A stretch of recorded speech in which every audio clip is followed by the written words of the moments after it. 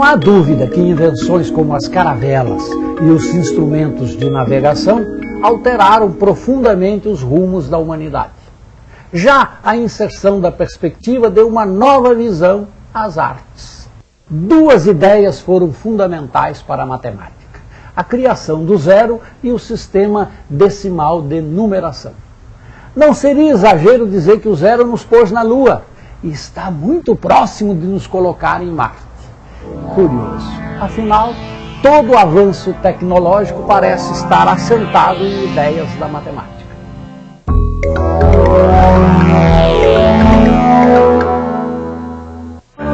O homem começou a fazer arte na caverna. São pinturas e gravuras conhecidas como arte rupestre. Aquilo que ele via, temia ou simplesmente o que ele queria, ele pintava, desenhava ou gravava. Uma das hipóteses que levantamos hoje é que ele fazia essa arte para espantar os fantasmas e dominar a natureza.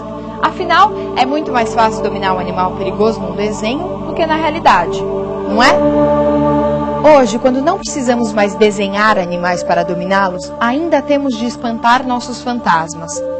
Fantasmas da solidão, da incompreensão, da rebeldia, da perda, da felicidade, do destino, fantasmas da matemática.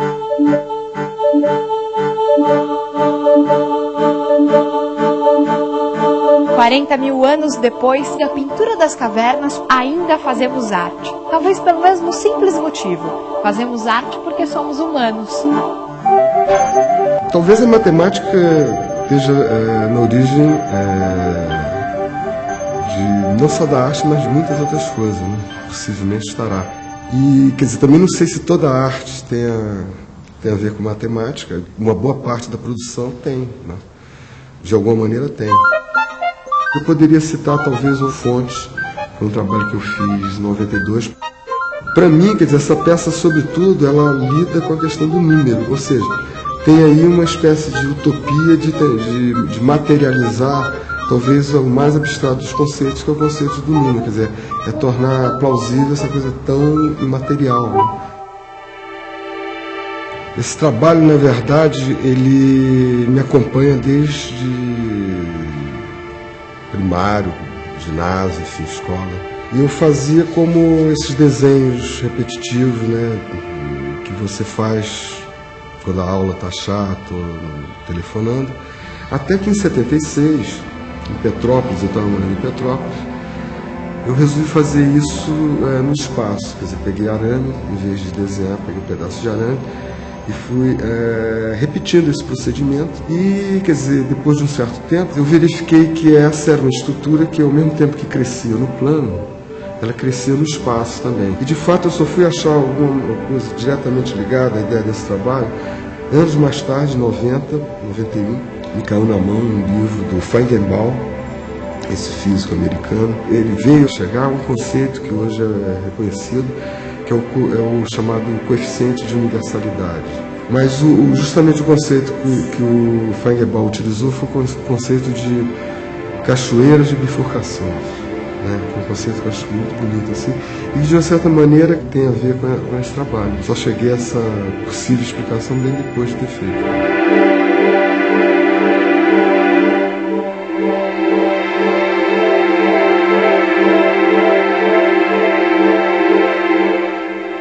Meirelles é um artista de hoje. Suas obras fazem parte do nosso universo. Seriam impensáveis, por exemplo, no século XIX, porque se pensava de outra maneira. Mas talvez a gente possa perguntar, o que liga a pintura das cavernas com a arte de Cildo Meirelles? Essa imagem, o bisão estripado que ataca um homem com cabeça de ave, foi feita na caverna de Lascaux e tem mais de 20 mil anos. É o testemunho de um homem que deixou registrado uma caçada. Vamos começar por ela. Veremos agora um painel com centenas de pinturas produzidas até os nossos dias.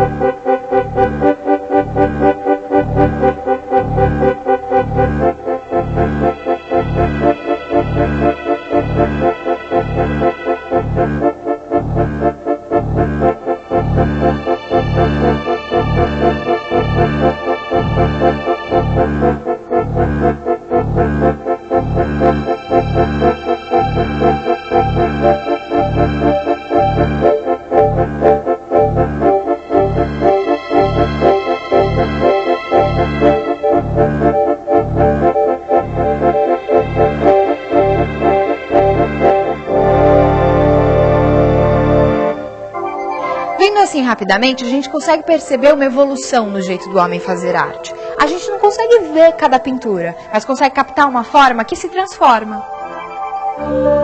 A partir da arte do homem pré-histórico, vamos até o ano 500.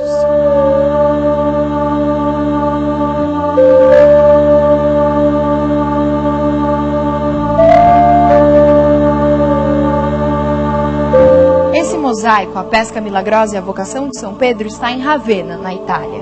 Ele mostra São Pedro e um pescador puxando a rede cheia de peixes no mar e em terra Jesus abençoa a pesca. Como na pintura da caverna, este é também um momento mágico, mas a maneira de representar é muito diferente. As formas são mais trabalhadas, há uma maior riqueza de detalhes. Quem elaborou esse mosaico não buscava a representação fiel da natureza, como é vista pelos nossos olhos. Ele pretendia manter vivo na memória das pessoas que fossem a essa igreja em Ravenna um episódio sagrado da história de Jesus Cristo. É importante lembrar que nessa época, 520 depois de Cristo, pouquíssimas pessoas sabiam ler e escrever. As imagens em toda a Idade Média foram a maneira mais eficiente que a igreja encontrou para transmitir seus ensinamentos.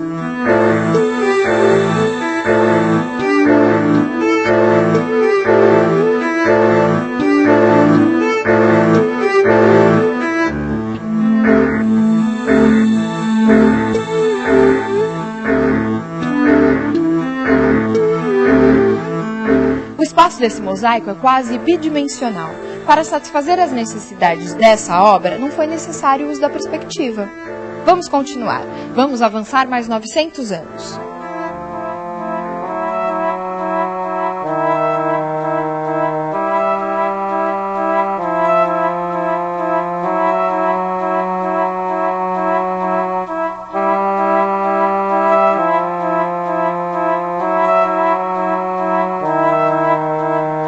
Neste quadro Milagre da Hóstia, pintado pelo italiano Paolo Cello em 1468, temos a clara intenção de representar a cena de maneira realista. Observem esse chão. O artista pintou o chão da maneira exata como ele via. O xadrez com quadrados que diminuem de tamanho faz com que imaginemos o tamanho da loja. As linhas perpendiculares das paredes formam um conjunto coerente. É tão coerente que eu posso caminhar sobre ele. Eu posso vir aqui para o fundo. Posso caminhar para o lado, ou posso ficar atrás desse balcão ao lado desta simpática e jovem senhora. A época de Paolo Cello ficou conhecida como Renascimento e teve vários gênios, como Leonardo da Vinci e Michelangelo. Foi a época dos grandes descobrimentos. As naus portuguesas e espanholas mostraram que o mundo não era plano. O mundo físico havia mudado e a nossa consciência também. Se o espaço no mosaico de Ravenna era limitado, no Renascimento ele se tornou infinito.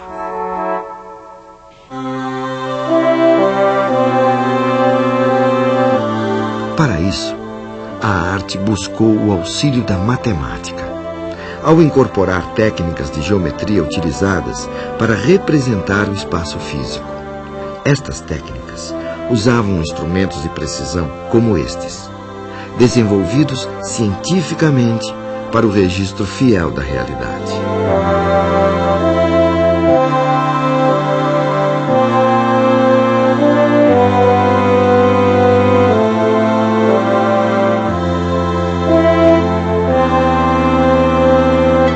Mas não foram só as artes que, nessa época, se aproximaram dos procedimentos científicos. As grandes navegações e a ampla atividade comercial desse período impulsionaram o desenvolvimento, a incorporação e a utilização generalizada de diversas técnicas matemáticas. Uma delas foi a dos cálculos com algarismos, que seriam impossíveis sem a incorporação de um importante símbolo matemático, que até então não era utilizado no Ocidente: o zero. Nesta gravura da época, vemos ao centro a aritmética, a arte de fazer cálculos. De um lado, um jovem faz cálculos com um ábaco, uma espécie de calculadora usada na antiguidade e durante toda a Idade Média. Do outro, um jovem faz cálculos com os algarismos recém-incorporados à cultura europeia. A época do Renascimento, muito conhecida pelo trabalho de seus artistas, também foi um importante período para o desenvolvimento da matemática e das ciências. Depois do Renascimento, as mudanças começaram a vir cada vez mais rápidas. A cada 100 anos já tínhamos novidades. Vamos correr mais um pouquinho com a nossa história da arte.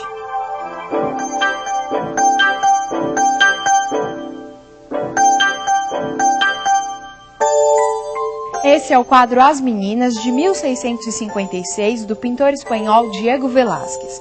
O espaço representado aqui ainda é o mesmo do Renascimento, o espaço tridimensional.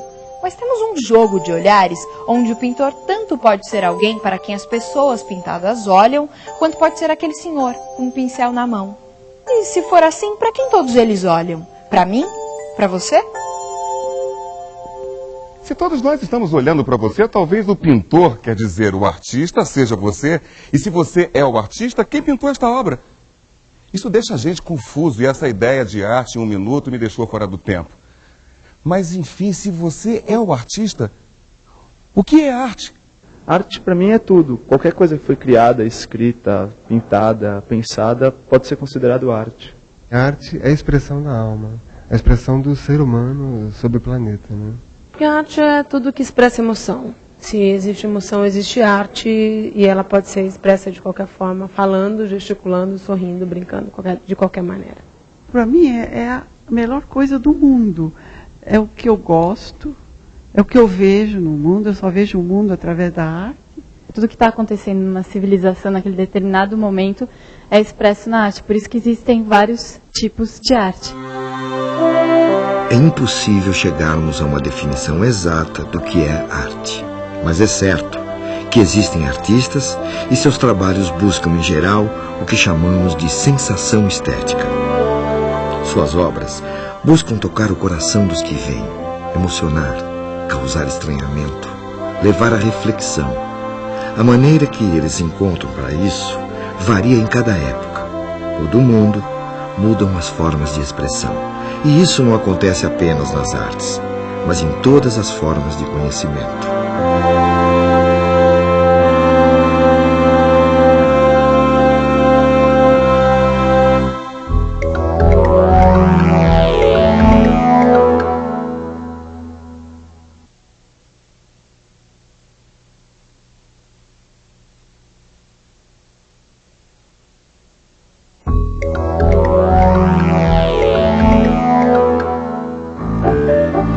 Partindo novamente do Homem das Cavernas, vamos agora até aos nossos dias.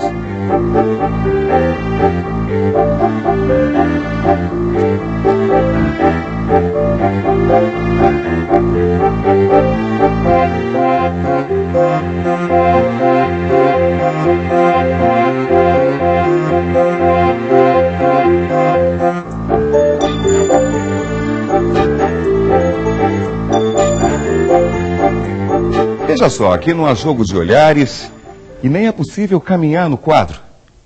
Depois de registrar seus feitos nas paredes das cavernas, contar os episódios sagrados nos murais, esculturas e mosaicos, criar técnicas sofisticadas para retratar o que se vê, o homem chegou ao século XX buscando novas maneiras de se expressar.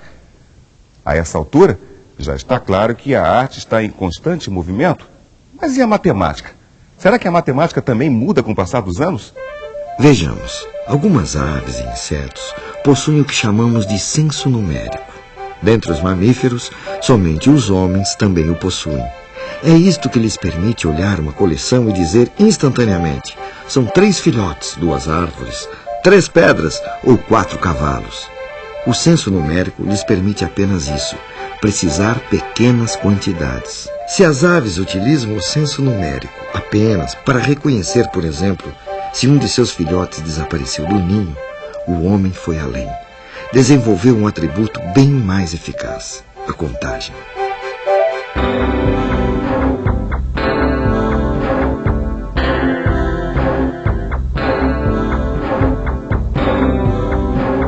Numerando os objetos um a um, pode-se contar conjuntos de coisas muito maiores que os percebidos somente pelo senso numérico. Suponha que numa sala existam 5 cadeiras. Se alguém perguntar quantas cadeiras há na sala, não será necessário gastar muito para responder. Basta levantarmos os 5 dedos de uma mão e se estará dessa forma, associando um a um os elementos de uma coleção padrão, à mão à coleção de cadeiras da sala. Porém, se quisermos contar a mesma coleção de cadeiras, pode-se erguer ou abaixar os dedos em sucessão e pronto. O homem aprendeu a contar. Mas e os cálculos? Será que quem sabe contar sabe calcular? Você sabia que na época em que já se utilizava a perspectiva na pintura, a maioria das pessoas não sabia fazer cálculos? Não sabia mesmo. Sabiam contar. Agora, fazer cálculos de adição, de subtração, era uma tarefa muito dura com os símbolos que eles usavam. No caso, os algarismos romanos.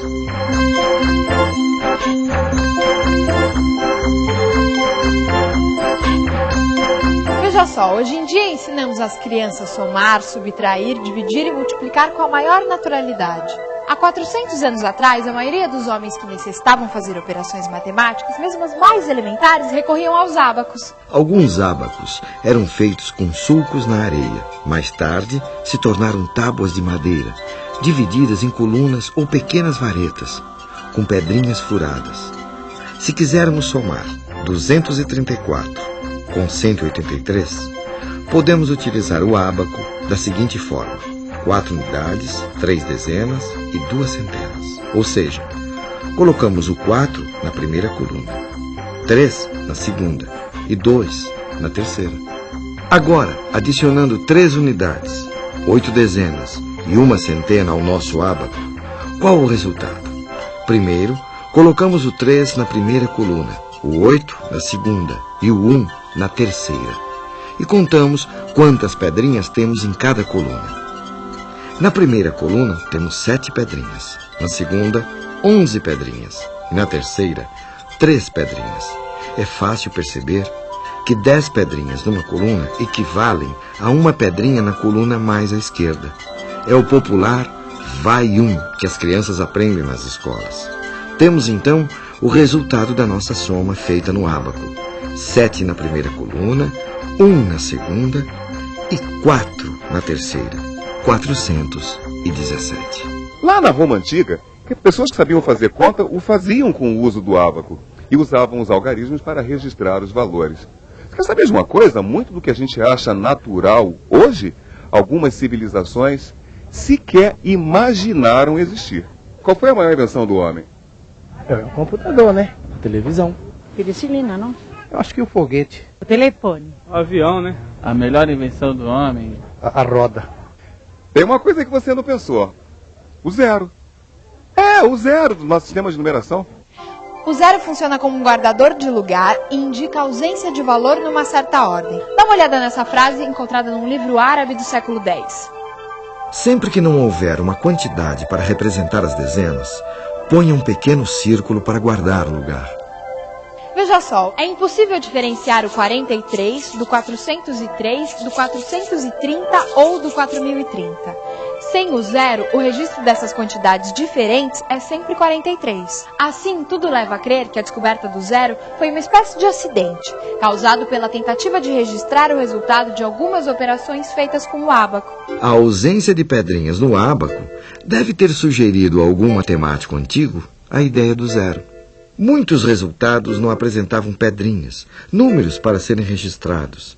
É aí que entra o zero, para guardar o lugar. O zero faz os números saltarem. O 5 na primeira casa é 5. Na segunda, com um zero ao lado, é 50. E assim por diante. Esse sistema torna-se prático para realizar operações. Mais tarde, passamos a escrever números imensos, como 6,02 vezes 10 a 23, ou seja, 602 acompanhado de 21 zeros. O zero está presente mesmo quando a gente não vê. Quando escrevemos 1986, na verdade estamos somando 1000 mais 900 mais 80 mais 6. Olha só quantos zeros tem aí. Agora, não vá pensando aí que os antigos são menos inteligentes, porque mesmo sem o auxílio do zero, os gregos e os seus seguidores mais diretos, os romanos, construíram impérios fortes e muito criativos. Com sistemas numéricos que para a nossa cultura podem parecer mais confusos, os egípcios construíram pirâmides e desenvolveram uma precisa astronomia.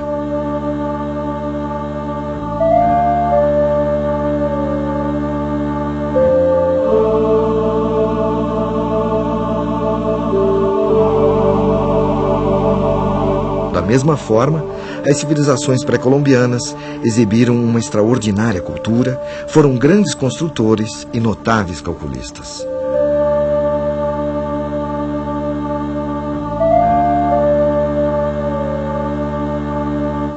Destacadamente, os sábios maias erigiram um sistema posicional de base 20, onde escolheram um símbolo parecido com o caramujo, que é o nosso velho conhecido guardador de lugar, o zero.